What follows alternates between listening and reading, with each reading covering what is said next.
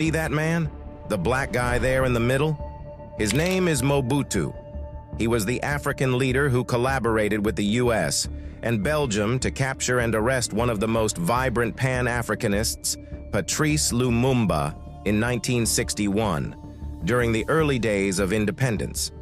Mobutu then sent Lumumba to another power-hungry puppet, Moise Tshombe, who, along with his associates, assassinated Lumumba in the cruelest way you can ever think of. Tshombe is the murderer of Lumumba, who was the rightful prime minister of the Congo.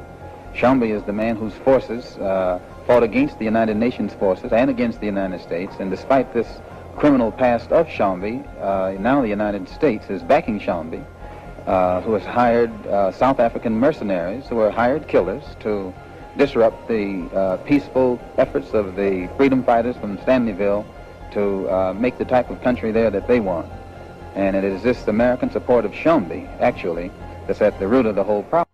And this man you see is Blaise Compaoré, the man who orchestrated the assassination of his friend and military leader of Burkina Faso, Thomas Sankara.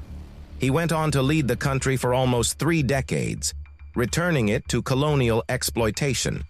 La vérité judiciaire vient nous édifier sur les responsabilités individuelles du président Compaoré, du général Diendéré et autres sur l'assassinat prémédité du capitaine Sankara et de ses collaborateurs. Here is Emmanuel Bojol, who, under the direction of Ayadema Gnassingbé, led the coup that overthrew and killed Sylvanus Olympio of Togo. Ayadema went on to rule Togo for 38 years. What about Moussa Traoré, who ousted the first elected president of Mali, Modibo Keïta, and sent him to prison where he later died? Then there is Jean Bedel Bokassa, who overthrew his cousin David Dacko, the first president of the Central African Republic, and later made himself emperor. This list of betrayers and traitors doesn't stop here. There is also Inocencio Kani, who killed Amilcar Cabral of Guinea-Bissau, and many others. There is a West African adage among the Yoruba that goes, "If the death within doesn't kill one, the one from outside won't." This means that if you have no enemies or betrayals within your home or circle, it will be difficult for enemies from outside to get to you. It was through these selfish, self-centered, and power-hungry individuals that the West was able to get rid of post-independence Pan-Africanists and anti-colonialists, continuing the cycle of exploitation. In this video, we will look at the events and activities of how 3 of these traitors betrayed and sold their countries to Western exploitation while compounding the cycle of bad leadership and poverty for decades. Compaoré, who was sentenced to life imprisonment by a Burkina Faso court in 2022 for the murder of Thomas Sankara. Here's how their story began. Compaoré first met Thomas Sankara in a military training camp in Morocco in 1976, and the two became close friends. In 1981, Compaoré was appointed head of the National Commando Training Center at Pau. Meanwhile, his friend Thomas Sankara resigned from his government post in 1982 to protest policy decisions and became deeply involved in national politics. A year later, during a power struggle that led to Sankara's imprisonment, Compaoré rallied the commando unit at Pau. With assistance from Ghana and Libya, he launched a coup on August 4, 1983, that made Sankara the head of state, alongside 2 other military commanders. Compaoré, who initially seemed modest and humble, was willing to leave the public affairs of politics to the more dynamic Sankara and the other 2 co-architects in 1984. However, this changed in 1987 when conflicts over security and strategic concerns arose. By this time, Sankara's regime was already facing significant challenges, particularly from the elite. The city of Ouagadougou was flooded with hateful flyers distributed by unions and student organizations, with whom Sankara had open clashes.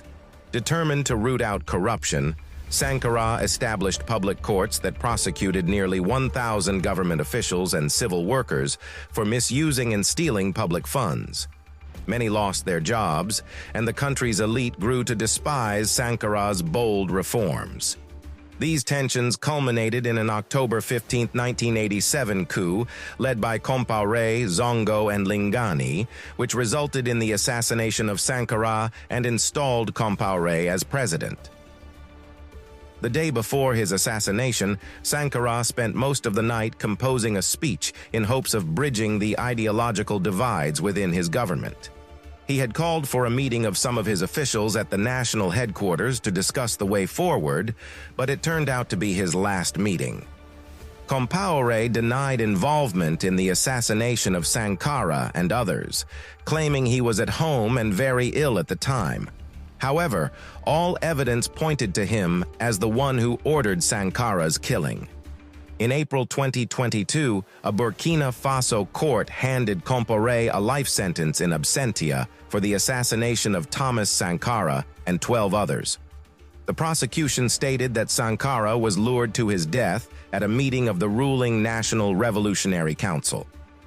Ballistics experts testified during the trial that Sankara was shot in the chest at least 7 times.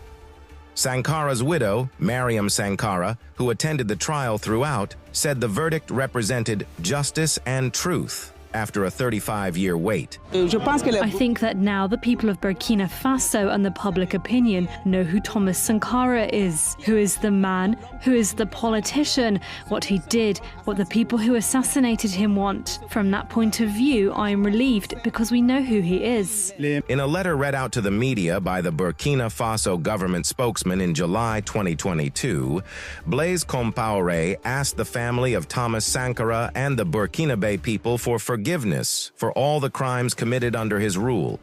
Compaoré said, "I ask the Burkinabe people for forgiveness for all the acts I may have committed during my tenure, and especially the family of my brother and friend Thomas Sankara. I take responsibility for and regret from the bottom of my heart all the suffering and tragedies experienced by all victims during my terms as leader of the country, and ask their families to grant me their forgiveness."